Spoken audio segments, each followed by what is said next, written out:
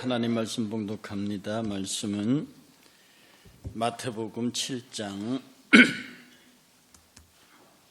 15절부터 20절까지입니다.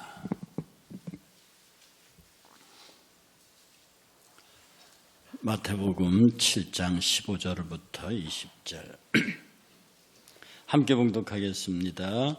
거짓 선지자들을 삼가라. 양의 옷을 입고 너희에게 나오니 속에는 이락질한 일이라.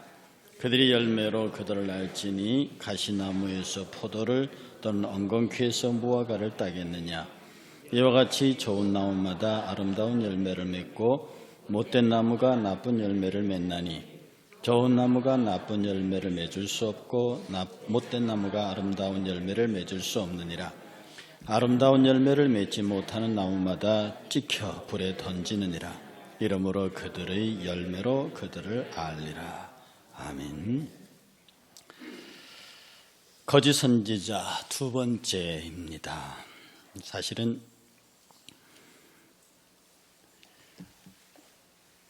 이 구약 시대의 선지자는 그 인격이 못됐든지 나쁜 사람이든지 직업이 뭐든지 관계없이 하나님이 선지자로 부르시고 하나님이 그에게 말씀을 주고 그 사람은 가서 그 얘기만 하면 되는 겁니다. 발람 같은 선지자 뇌물을 받고 거짓 예언을 하러 갔다가 하나님이 제대로 말씀을 주니까 그 말씀을 그냥 예언하는 거죠. 그러니까 상당히 부패한 선지자임에도 하나님이 주시는 말씀을 전하게 하는. 그래서 구약의 선지자들은 그 사람의 인격과 전하는 말씀이 별개였습니다. 그야말로 그는 메신저였어요. 이것의 구약 선지자 중에 가장 완벽한 선지자의 모습을 보인 사람이 누구냐 하면 세례 요한입니다. 그래서 세례 요한이 이런 말을 했거든요. 여자가 세례 요한을 향해서 예수님 말씀하시기를 여자가 낳은 자 중에 세례 요한보다 큰 자가 없다고 그랬습니다.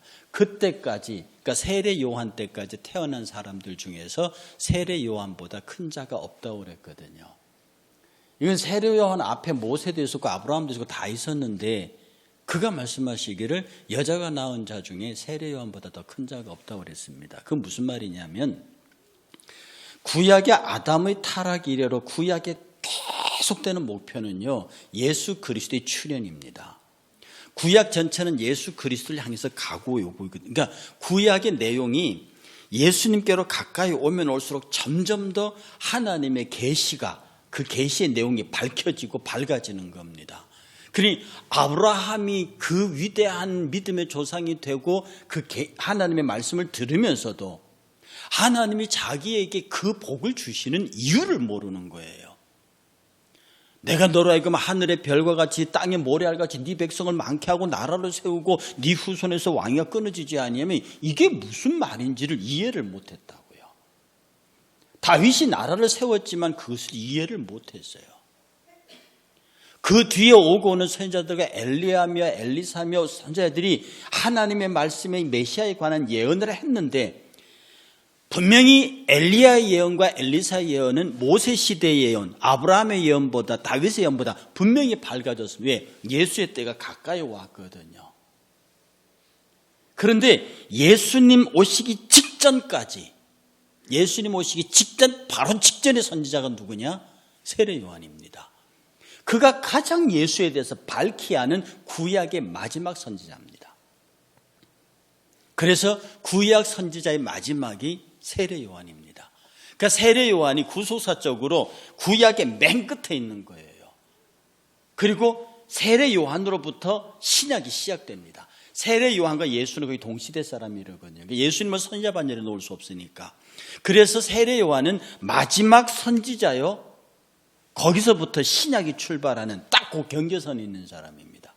그러니 예수의 말씀이 뭐냐면 여자가 낳은 자 중에 이 복음에 대한 이해가 가장 뛰어난 마지막 구약 사람이 누구냐? 세례 요한이라는 겁니다. 그래서 세례 요한이 그 시대의 여자가 낳은 자 중에 가장 큰 자예요. 그런데 그 천국에서는 가장 작아요. 신약의 출발점입니다. 예수의 비유를 말하면 그는 씨예요. 우리는 장성한 나무인데 그는 씨라고요. 세례 요한이 이해했던 예수님은요, 분명히 자기가 예수님 머리 위에 막 비둘기 성령이 비둘기같이 내리는 걸 보고 메시아란 말씀 듣고 하니까 진짜 메시아인가 보다. 그러고 세례를 줬는데 하는 걸 보니까 자기의 정반대로 한단 말입니다. 자기는 막 헤롯을 공격해서 감옥에 갇혔는데 예수님이 헤롯이 감옥에 갇혔다고 알았어. 그러고 가셔버려요. 한마디도 안 해요. 그렇다고 바리새인들과 싸우는 것도 아니고 막 반정부 운동을 하는 것도 아니고 그냥 저 나사렛 지방을 돌아다니면서 복음을 전한단 말입니다. 그러니까 세례 요한이 퀘스천 마크를 부셨어요. 그 제자들 보냅니다. 우리가 기다려야 할 사람이 당신 맞습니까? 세례 요한조차도 예수가 하나님의 아들로서 메시아로 오셨다는 것을 성령의 확증을 통해서 보고도 자기가 세례를 주고도 예수님이 하는 걸 보고 저 사람이 메시아 맞아? 라고 하는 의심을 할 정도로 세례 요한이 복음에 어두운 사람입니다. 복음은 천국의 시작이거든요. 그래서 세례 요한이 하나님 나라에서는 제일 작은 나라입니다. 신약에서는 제일 작은 사람입니다. 거기로부터 출발해서 우리에게까지 왔어요.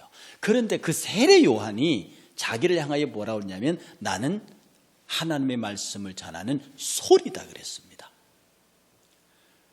대단한 사람이잖아요. 구약의 마지막 선지자로서 하는 예수님이 인정하시는 마지막 그 시대 여자가 낳은 자 중에 더 큰 자가 없는 그런 사람이잖아요. 그런데도 그는 광야에서 외치는 자의 소리입니다. 구약 전체의 선지자들의 사명이 뭐냐면 소리예요.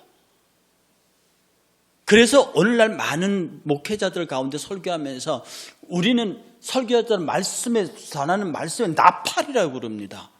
그게 구약 선지자에게는 맞는 말이지만 신약 목회자들에게는 신약 설교자들에게는 그게 맞는 말이 아닙니다. 왜냐하면 구약의 사람들은 말씀과 그 개인의 인격이 별개였습니다. 그러나 신약은 제가 지난주에 말씀드렸던 대로 말씀의 성육신이 예수 그리스도예요. 그리고 그 말씀이 성도들도 그렇고 목회자도 그렇고 그 말씀이 그의 인격으로서 육화되어야 합니다. 그러니 행동과 말씀이 따로 놀 수 없어요. 오늘 이 본문의 시종일과 된 얘가 열매입니다. 열매입니다. 이 나무가 저 나무 열매를 낼 수 없고 저 나무가 이 나무 열매를 낼 수 없어요. 그 열매로 구분하라 그래요. 그러니까 그가 거짓 선지자인지 아닌지는 열매로 구분하라는 겁니다. 이 말은요, 그 말씀과 그 말씀을 전하는 자의 인격이, 그 말씀과 그 성도의 인격이 어느 정도 말씀이 그 성도에게, 그 목회자에게 인카네이션, 성육화 됐느냐를 보라는 겁니다. 그게 안 되면 가짜 선지자라는 거죠. 구약의 가짜 선지자는 분명히 했습니다. 하나님의 말씀을 주었는데 그대로 안 하면, 그의 인격이 뭐든지 간에 주신 말씀을 그대로 전해버리면 그는 선지자예요. 그런데 신약에 하나님의 말씀을 갖고 있는 사람들은 그 말씀과 그의 삶이 어느 정도 일치하느냐의 정도가 그의 거짓 선지자인지 아닌지를 판가름하는 겁니다. 그러니요, 여기서 있는 이 사람은, 왜냐하면 거짓 선지자가 여기 분명히 있고 참 선지자가 저기 있고 두 개가 딱 구분되는 게 아닙니다. 내 안에 참 선지자가 될 요소도 있고 거짓 선지자가 될 요소도 있어가지고 이게 매일 싸워요. 제가 말씀드렸듯이 천당과 지옥의 끝과 끝에 있는 게 아닙니다. 여기 딱 붙어 있다고요. 여러분, 천당과 지옥은 끝과 끝에 있지 않습니다. 여러분, 마음 한번 딱 잘못 먹는 순간에 거기가 지옥이에요. 여러분이 마음 한번 딱 잘못 먹는 순간에 그렇게 괜찮았던 권사가 사탄이 되어버린 수가 있습니다. 베드로가 그랬어요. 그 천국과 지옥이 멀리 떨어져 극과 극에 있는 게 아니라 딱 붙어가지고 돌이키면 천국이고 돌이키면 지옥이에요. 그리고 우리가 가는 길이 얼마나 아슬아슬한 길이에요. 그게 좁은 길이란 말이지. 그러니 이 몸 안에도 거짓 선지자 요소가 저 안에도 100% 있습니다. 그리고 저 안에 참 선지자의 요소도 100%가 있어요. 그러니 어느 순간에 내가 거짓 목회자가 될 수 있는 확률은 100%입니다. 동시에 어느 순간에 내가 거짓 참 선지자로 사는 확률도 100%입니다. 이 갈등이 많은 목회자가 복이 있는 사람입니다. 스스로 혼자 쓰고 기도할 때마다 그래 나는 싹군이야 라고 고백하는 사람은 그래도 진짜입니다. 스스로 내가 얼마나 허물이 많은지 알고 제가 설교 다녀올 때마다 제가 기도하는 마지막 기도는 뭔 줄 압니까? 하나님, 저는 정말 개떡 같아도요 여기 오신 성도들이 불쌍하지 않습니까? 저 성도들 그냥 돌아가지 않도록 주의 말씀을 주어요. 정말 그러고 기도하고 올라옵니다. 나는 못났지만, 나는 죄가 많지만 여기 온 성도들을 그냥 당신의 양떼들인데 그냥 보낼 수는 없지 않습니까? 그래서 오늘 본문을 통해서 하나보다 열매를 통해서 보라는 말이 지금 여러분들이 저를 어떻게 보느냐는 굉장히 중요해요. 제가 믿는 게 하나 있습니다. 성도들은 2번 안 속습니다. 한 번은 속는데 2번은 안 속으시고요. 그 다음에 2번부터는 속아 주시더라고요. 알면서도 속아. 제가 그거 모르는 바보가 아닙니다. 여러분 알아요. 우리 목사님 오늘 설교 준비했다. 모르십니까? 아셔요. 그걸 모른다고 생각하는 목회자가 바보지. 그 목회자 설교 준비 안 했는지를 금방 압니다. 여러분 제 설교 근 2년 가까이 들었기 때문에요. 오늘 목사님 설교 준비해서 왔다. 거기 읽어내십니다. 준비 안 하셨다. 읽어내십니다. 정말 잘 준비해 읽어내신다는 거예요. 그러니 그것을 솔직하게 인정하고 하나님의 말씀 앞에서 여러분의 평가가 어떠하든지 관계없이 내가 이 읽는 말씀이 어떻게 내 삶으로 열매로 성육화될 거냐, 이 문제가 최고의 퀘션 마크로 붙어 있는 거죠. 오늘 그래서 말입니다. 신약의 선지자는요, 거짓 선지자는요, 중생하지 아니한 사람들입니다.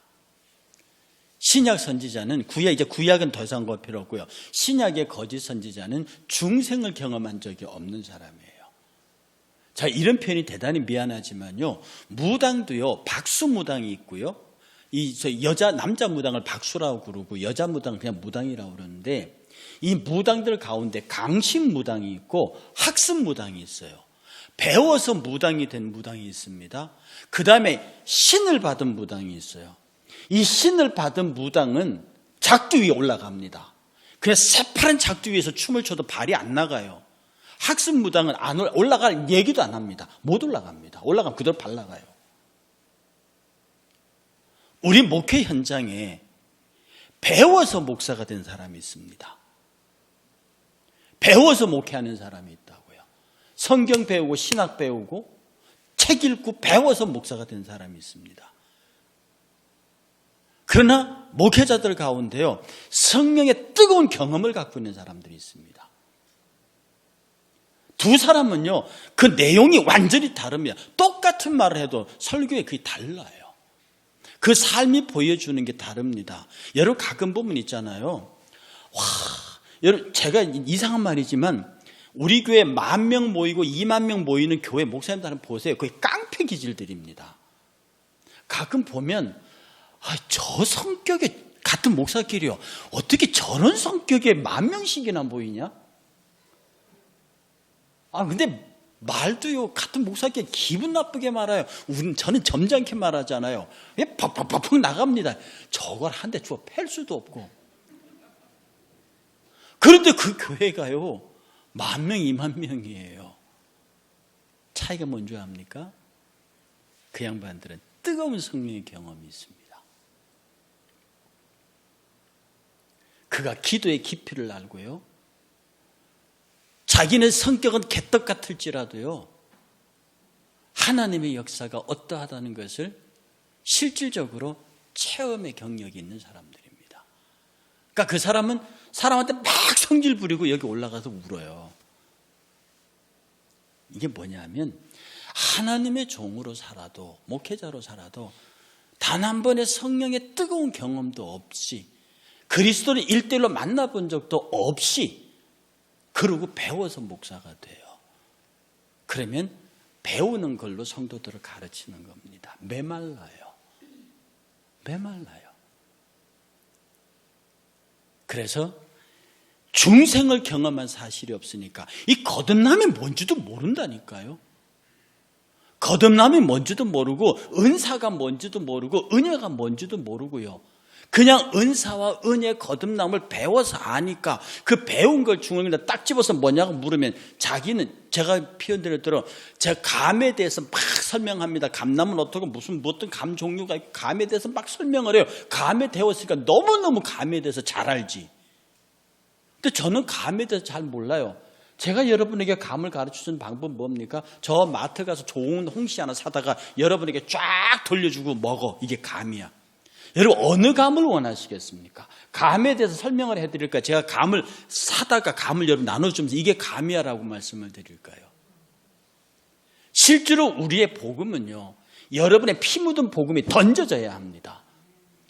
그것을 던지지 못하고 왜 못 던져? 자기가 경험이 없거든요. 자기가 기도해서 기도의 은사의 경험이 없고 기도의 응답의 경험이 없으니까 그렇게 말을 못하는 겁니다.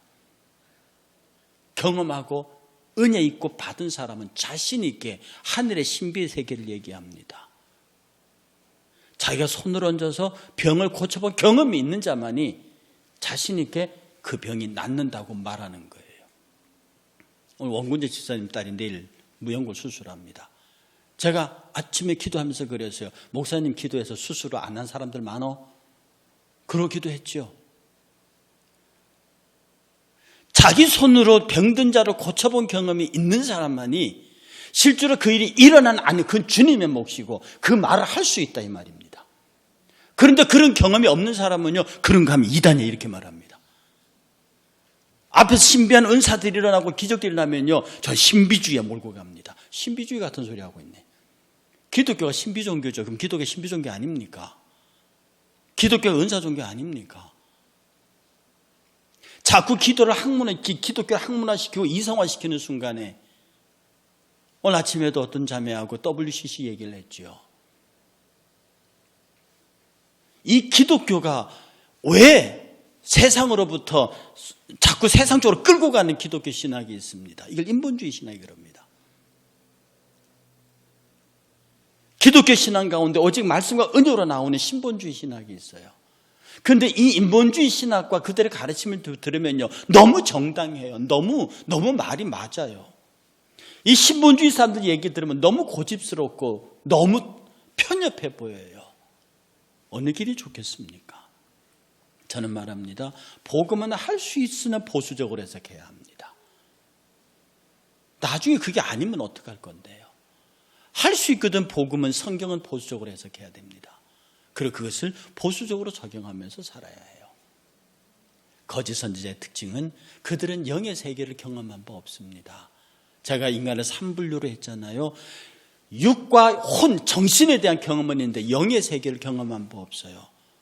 여러분 신앙도요, 그냥 배워서 갖고 있을 것 같으면 그 한계가 거기까지입니다. 그 다음부터 넘어가는 게 있으면 신비주의요 이단처럼 보입니다.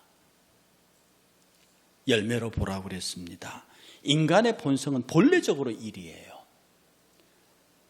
만물이 많이 다 악하다고 그랬고 인간의 전부 다 본성이 일입니다. 그러므로 나는 착하다고 말하는 사람 100% 안 착하면 거짓말입니다. 그거. 저와 여러분이 다 못됐어요. 진짜 못됐다고요. 여러분 스스로 가만히 생각해 보세요. 착하세요? 착한 사람 아무도 없어요. 저부터 안 착합니다. 아멘. 그렇다고 아멘 하시냐? 저도 안 착해요. 저도 성질이 급하고 말이 막 나고 내가 하고 싶은 대로 해야 돼요. 그런데 스스로 착하다고 생각할 때가 있습니다. 나는 그래도 괜찮다고 생각하는 사람이 있어요. 이걸 뭐라고 말하느냐? 교만한 겁니다. 교만한 사람이에요.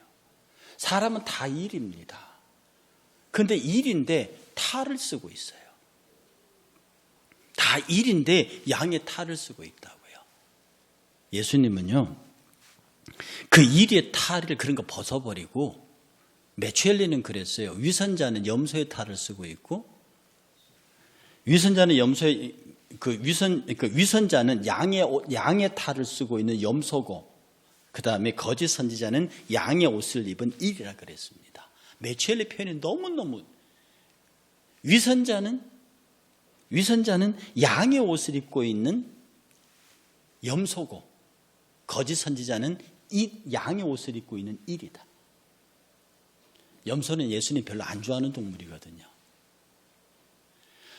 우리 안에 스스로 나는 악하다고 고백하고요. 나는 틀렸다고 고백하고 나는 항상 잘못할 수 있다고 고백하는 사람들은 탈이 아닌 양입니다. 양은 그래요. 양이 못된 짐승이란 말이에요. 제가 늘 말하잖아요. 우리는 다 양 같아서 그릇 행하여 각기 제 길로 갔거늘. 양은 못된 짐승이에요. 고집이 세요. 이상한 거 처음 보면 들이받아요. 지 혼자 있어야 돼요. 이렇게 추워지려고 하면 떨어져 앉습니다. 제가 말씀드렸잖아요. 양은요, 추워지면 떨어져서 앉아요. 내가 이 따뜻한 열을 너에게 나눠줄 수 없다는 거죠. 더운 여름에 붙어 앉아있어요. 내가 더우니까 너도 더워라 그러는 겁니다. 이게 양 새끼예요. 그리고 이상한 길로 가지 말라는 갑니다. 산에 올라가고요. 그 위에 한 낭떠러지 바위 끝에 꼭 올라가 있는 게 염소 아니면 양이 올라가 있거든요. 가지 말라는데 골라서만 올라가 있습니다. 멀리 보지도 못해 앞만 쳐다보면서 풀이 보이는 대로만 갑니다. 지 마음대로 가요. 그 예수님이 얼마나 그의 양새끼치가 딱해 보였으면 그게 성도들처럼 보였겠습니까? 그게 양이라고요. 그러니까 양은 악해요. 양순하다 절대로 믿지 마십시오. 제가 이 설교하면서 말씀드렸잖아요. 어린아이들이 착하다. 그 진짜 거짓말입니다. 어린아이들이 착하다. 어린아이 절대로 안 착합니다. 우리 어린이집 선생님들에게 물어보십시오. 어린아이는 진짜 못됐습니다. 지 하고 싶은 대로 하고 지 성대도 안 받으면 울어요. 그 다음에 양은 절대로 순하지 않습니다. 양은 악해요. 우리는 다 양 같아서 그렇다면 각기 제 길로 가버렸어요. 그런데 내가 양임을 인정하는 사람이 요구하는 게 뭐냐? 목자를 요구해요. 내가 양임을 인정하는 사람은 목자를 요구한다고요. 가축 가운데 반드시 목자가 있어야 하는 유일한 가축이 양입니다. 다른 짐승은 그래도 싸울 만한 무기가 같이 하나씩 갖고 있어서 버티는데 양은 싸울 수 있는 무기가 하나도 없어요. 양의 특징은요. 그런데도 우리가 양이잖아요. 하나님 앞에서 내가 양임을 내가 악한 존재임을 고백해야 합니다. 나는 악할 수 있고 나는 언제든지 이 악이 발현될 수 있고요. 내 스스로 언제든지 이 악을 통제할 수 없다는 걸 인정을 해야 합니다. 그런데 그걸 감춰놓고 상대를 공격해요. 그러니 예수님이 하시는 말씀이 네 눈에 들보를 봐라 하는 얘기입니다. 우리 다 내 눈에 들보를 넣고 있는 사람이에요. 그는 남의 누가 티가 보이거든요. 나는 아무것도 없는 것처럼 그를 신랄하게 공격합니다. 다시 말씀드리면 복음과 은혜의 경험이 있는 사람들은요. 은사의 경험이 있고 성령의 은사의 경험이 있는 사람들은 그 첫 번째로 나타나는 현상이 뭐냐면 자기가 철저히 양임을 고백하는 겁니다. 내가 죄가 많아. 내가 정말 나쁜 사람이야. 하나님이 나 같은 걸 살려주신 게 너무너무 감사하지. 그래서 나를 여기까지 봐주신 것만 해도 너무 고마운 거야. 내가 하나님이었으면 너는 벌써 끝장났을 거다. 이 고백이 있는 사람들이 순간순간 성질은 부릴 수 있겠지만 그가 길게 교만할 수 있겠습니까? 그럴 수 없는 거죠. 그래서 거짓 선지자, 거짓 목회자들의 특징이 뭐냐 하면 하나님의 거룩한 은사의 경험과 하나님의 은혜의 체험이 있고 없는 차이가 있습니다. 그리고 한 번이라도 그런 신비한 은혜의 체험을 가진 목회자들은요, 막 하다가도 그 자리로 돌아옵니다. 막 인간의 성질 부리다가도 올라와서 내가 왜 그랬을 거라고 웁니다. 그리고 사과할 줄 압니다. 여러분 가끔 그러죠. 제가 요새 성도들한테 밥을 몇 번 사준 분이 있거든요. 저한테 얻어먹은 분 계시죠. 근데 그분들이 참으로 미안한 얘기가 뭐냐면 목사님한테 밥 얻어먹은 게 처음이래요. 나는 그게 글쎄요. 왜 그랬을까요? 정말로 우리의 마음을 열고요. 성도들에게 무엇인가 주고 싶고 여러분이 무엇인가 나누고 싶고요. 이것이 하나님의 은혜 가운데 오는 것이라고 하면 우리 마음이 따뜻해집니다. 그리고 제발 있잖아요. 우리가 양임을 인정하고 내가 못된 존재임을 좀 인정합시다. 너 못돼서 그러지 말고요. 쟤 나쁜 사람이고 저 못돼서 그러지 마세요. 내가 나쁜 사람이에요. 내가 못됐어요. 그걸 인정하면 내가 남을 비방할 용기가 없어집니다. 그러면 용서할 수 있어요. 그럼 내가 그를 받아들일 수 있다고요. 그래서 제가 하나님 앞에서 전 요새 늘 그래. 제가 요새 고민이라면 그러면 내가 누구를 정죄할 수 있겠는가? 이제 연말이 다가옵니다. 무엇인가 정리하고 만들어야 합니다. 제가 힘든 부분이 그겁니다. 하나님께서 하나님의 은혜 앞에서 누구든지 내가 사람들을 대접할 수 있는 넉넉함을 갖게 하시고요. 내가 누구에게 사과할 수 있는, 제가 우리 교회에서 성도님들한테 미안하다 소리 몇 사람에게 했을걸요. 그건 진심으로 사과할 수 있는 용기가 있습니다. 그런데 어떤 목사님들은 죽어도 사과 안 하거든요. 막 하나님의 계시까지 갖다 드리면서 막 밀어붙입니다. 그럼 뜻은 이루겠죠. 그러나 성도들의 마음은 상처받습니다. 우리가 나는 정말 나쁜 사람이야. 제가 늘 말씀드린 교회는요, 나쁜 사람들의 모임이에요. 교회는 천사가 없어요. 교회는 악하고 못된 사람들이 모여서 예수 그리스도 이름으로 구원받아 점점 좋은 사람으로, 선한 사람으로 바꿔져 가는 과정에 있는 천국 시민 예비자들이 모였어요. 여기에 천사요? 아닙니다. 신학교 학생들이 1학년 입학하면 이 신학교는 다 천사만 사는 줄 알았대요. 와보고 다 악마만 사는 줄 알고 기절했습니다. 거긴 천사 없습니다. 교회 안에 천사 없습니다. 다 악한 사람들이에요. 그들이 점점 성화의 과정을 거쳐가는 거거든요. 누구를? 우리의 목자 예수를 따라서. 그러니 정말로 내가 좋은 열매를 내는지 나쁜 열매를 내는지 그 스스로 이렇게 돌아보면 자기의 열매의 흔적을 본다고요. 저도요, 소리 질러놓고 내가 왜 소리 질렀을까 후회합니다. 내가 그렇게 해놓고 왜 그랬을까 그렇게 늘 마음으로 힘들어합니다. 그 다음에 거짓 선지자의 특징이 뭐냐면 원색적인 복음을 말하지 않습니다. 사람들이 귀에 듣기 좋은 얘기를 하려고 합니다. 사람들의 귀를 시원하게 하는 얘기를 해요. 그래서 지금 우리 한국교회에서 몇 개 뜨고 있는 이단의 젊은 목사 한 분이 있거든요. 그 사람 얘기를 들으면 막 속이 시원하대요. 욕만 안 했지 막 진짜 그렇게 해가지고 한국교회 모든 교회와 목회자들을 깔아뭉개는 사람이 있습니다. 거기 청년들이 바글바글해요. 삶과 죽음의 도전으로서 예수 그리스도의 복음이 전하는 게 아니라 그들의 귀를 가려운 귀를 확 긁어주는 그런 얘기들을 합니다. 그들이 그 설교를 듣고 영원한 하나님의 나라를 사모할까요? 정말로 이 패역한 세상을 위해서 기도할까요? 그렇지 않습니다. 전체적으로 하나님 앞에서 이것이 가슴 아프지만 예수께서 처음 전도 시작할 적에 사람들의 마음을 위로하시는 것으로 시작했습니까? 그 자리에 대놓고 회개하라 천국에 가까워. 세례 요한 그 자리에서 미사 요구 없이 이 독사의 자식들아 회개하라 천국에 가까워 이렇게 나갔습니다. 실제로 원색적인 복음을 전하는 데는 얼마나 굉장히 많은 걸림돌과 갈등이 있습니다. 내가 사람을 보고 바로 얘기하려면 이게 그러니까 이게 집회 나가면 막 힘과 용기가 나는 게 그겁니다. 제가 여러분 제 집회하는 거 보셨으면은요, 교회에서 설교하는 거하고 너무 다르다고 그럴 거예요. 집회를 하면은요, 걸리는 사람이 없어요. 그 앞에 있는 몇백 명이 아니 내가 누군지 모르니까. 기도원 집회하거나 다른 게 집회 가면 모든 걸 딱 안면 깔고 할 수 있으니까 하고 싶은 얘기를, 그러니까 막 그 자리에서 진짜 울고불고 난리가 나는 거죠. 보고 치는 거니까. 근데 여기서 그렇게 못합니다. 했다가 내가 나가든 여러분이 나가든 둘 중에 하나 나가야 되거든요. 그렇게 할 용기도 없고 그럴 때마다 제가 마음속으로 괴롭습니다. 내가 거짓 선지자 요소를 많이 갖추고 있구나. 이 말하면 저 사람의 마음 상하고 저 말하면 저 사람의 마음을 상하고. 그러니 자꾸 뭐를 찾냐면 그의 마음을 상하게 하지 않으면서 그가 깨닫게 하는 방법을 찾으려고 많이 노력하는 게 이 교회를 지키고 있는 목회자의 갈등입니다. 이런 얘기가 있습니다. 어떤 아주머니가 있는데 남편이 돌아가셨어요. 가세가 확 기울잖아요.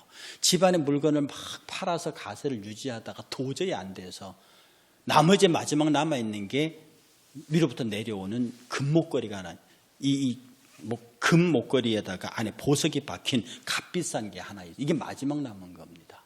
그러니까 딸 보고 가서 이거 팔아서 와라. 이게 마지막이다. 그러고 딸이 그걸 보석상에 들고 갔더니 보석상에 이렇게 보더니 이렇게 말했습니다. 지금 이거 팔아갖고는 지금은 별로 돈이 안 되니까 조금 더 기다리면 시세가 좋아질 게 온다. 그때 가서 팔고 그때까지 네가 우리 보석상 와서 일을 해라 그랬습니다. 그래서 보석 팔러 갔다가 보석 점원이 돼서 일을 하다가 그 보석 보석상 주인이 자꾸 얘에게 보석 감정 기술을 가르칩니다. 그래서 거기서 일을 하면서 보석 감정을 하다가 보니까 이게 자기 체질에 맞아요. 그래서 아주 열심히 그 보석 감정 공부를 하다 보니까 그게에서 이름 있는 사람이 됐습니다. 그래서 일거리가 많이 들어왔어요. 그때 그 보석상 주인이 그때 나한테 가져왔던 그 보석 가져라. 지금 값이 좋으니까 팔자고. 그러니까 딸이 그게 생각나서 얼른 집에 가서 이미 자기도 보석 감정사잖아요. 그 보석을 딱 보니까 금인 줄 알았더니 그는 맡기고 안에 보석인 줄 알았더니 그 보석이 보니까 이미 금이 가서 금전 가치가 없는 보석이야. 가만히 생각하니까 보석상 주인이 자기를 속인 거잖아요. 이게 금맥기 이미테이션이고 보석도 이미 금이 가서 못 쓰는 보석이라는 걸 알았을 텐데 왜 그때 나한테 값 있는 것처럼 말했을까? 그러고 찾아가서 근데 주인이 왜 안 갖고 왔니? 그랬더니 그거 가짜잖아요. 그랬더니 빙긋이 웃더랍니다. 그래서 그때 분명히 그거 가짜인 줄 아셨을 텐데 왜 저한테 얘기를 안 하셨어요? 그때 보석 주인이 말하기를 내가 그때 그렇게 말한다면 네가 믿었겠니?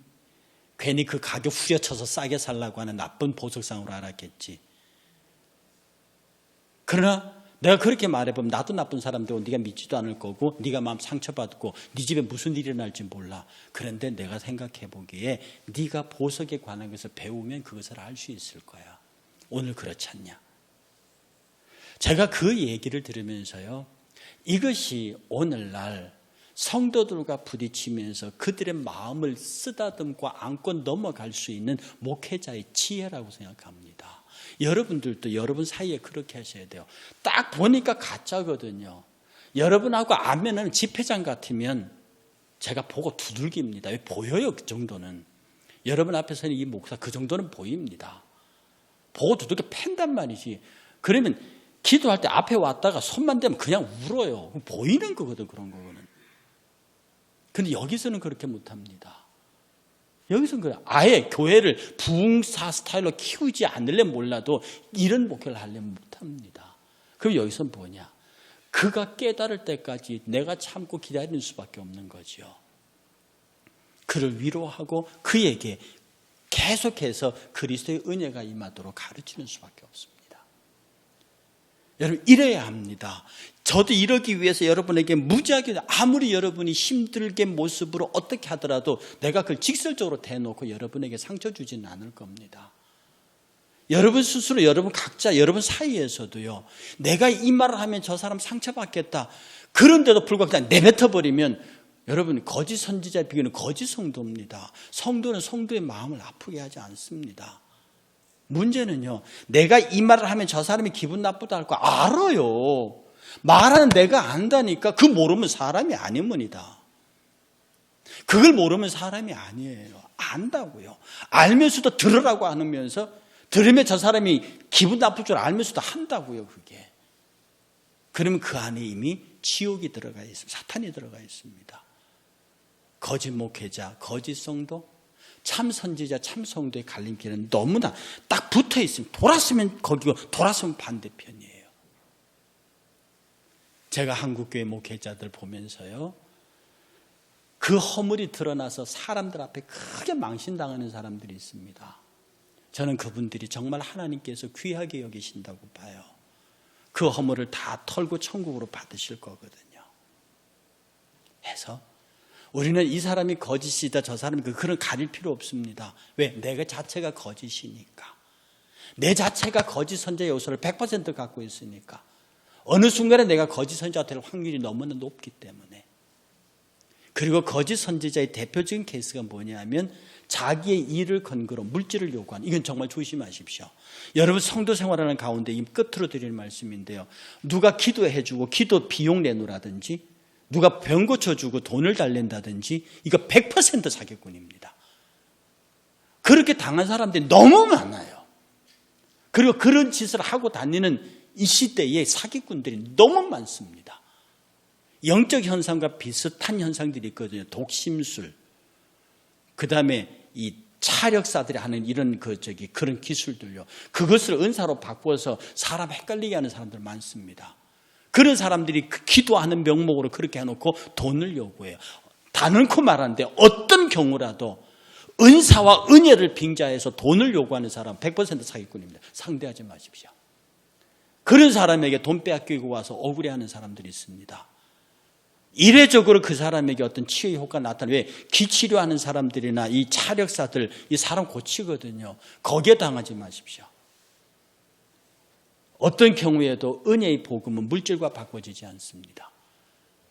자기가 하나님의 은혜되고 감사되면 그게 교회의 헌금으로 들어와야 되는 것이죠. 그것이 하나님 앞에 드림이 된 바 되어야 합니다.